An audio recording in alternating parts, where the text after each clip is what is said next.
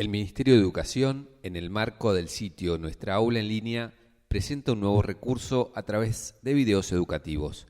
Esta propuesta es una aproximación pedagógica del docente a los estudiantes, que busca fortalecer el vínculo y la construcción de aprendizajes.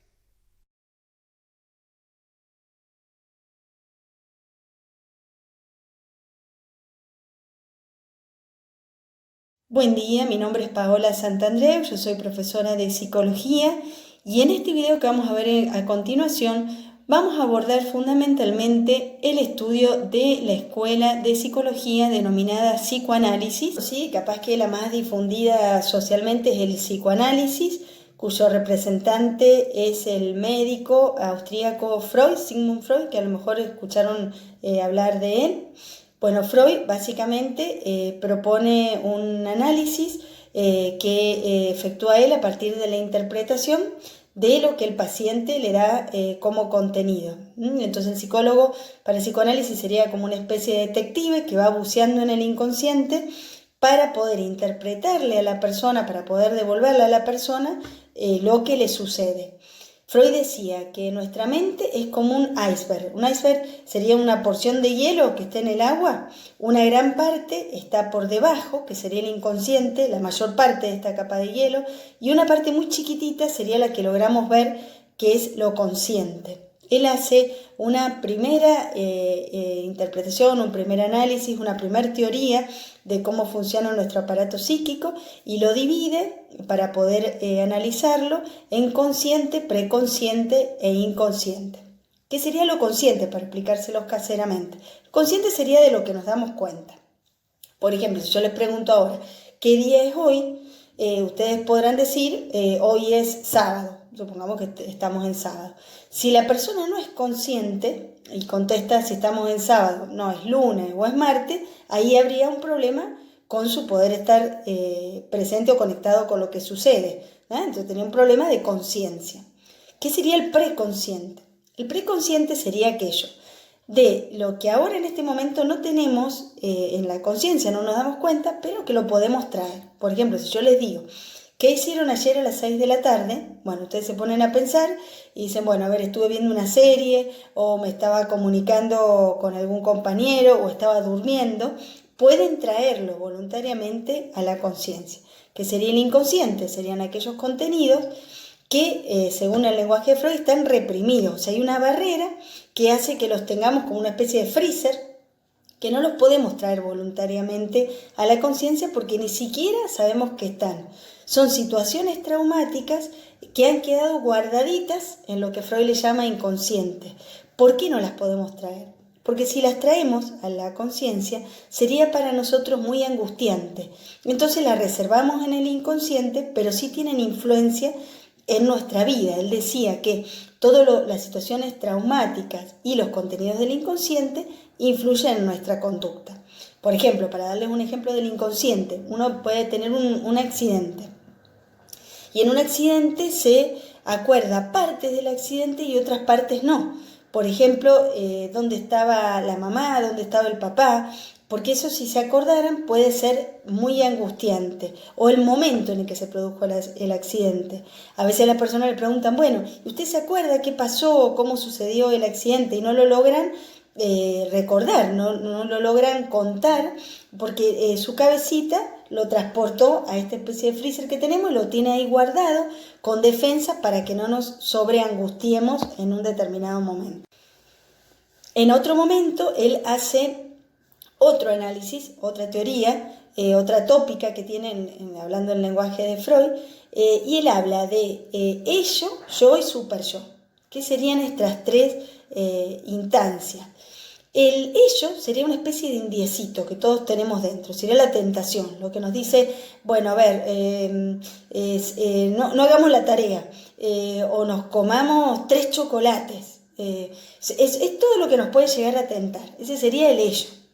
¿Qué sería el super yo? Sería el angelito, la conciencia moral, lo que nos dice qué debemos hacer, nos marca el debe. Nos dice, no, ahora en este momento no, ponete, hacé la tarea, lo que nos intranquiliza para cumplir. no te vas a comer esos 3 chocolates, no, come uno, después guardalo, anda distribuyéndolo en la semana. Este sería el super yo, marca el deberías, ¿sí? Y entre medio del indiecito y este ángel está el yo, que tiene que lidiar con los dos.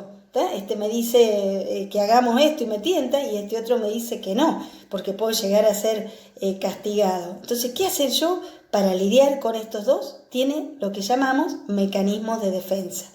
¿Qué serían los mecanismos de defensa? Los mecanismos de defensa pueden entenderse como conductas que me permiten en un momento adaptarme a la realidad. Si bien no me permiten resolver el problema, sí resultan ser adaptativas. El yo lo que busca es la adaptación de la persona con la realidad. Por ejemplo, fallece un familiar, un mecanismo de defensa es el que llamamos negación. Entonces, lo estamos esperando para almorzar y ponemos la mesa, ponemos su lugar en la mesa como si en realidad fuera a venir. ¿Tá? Entonces, negamos.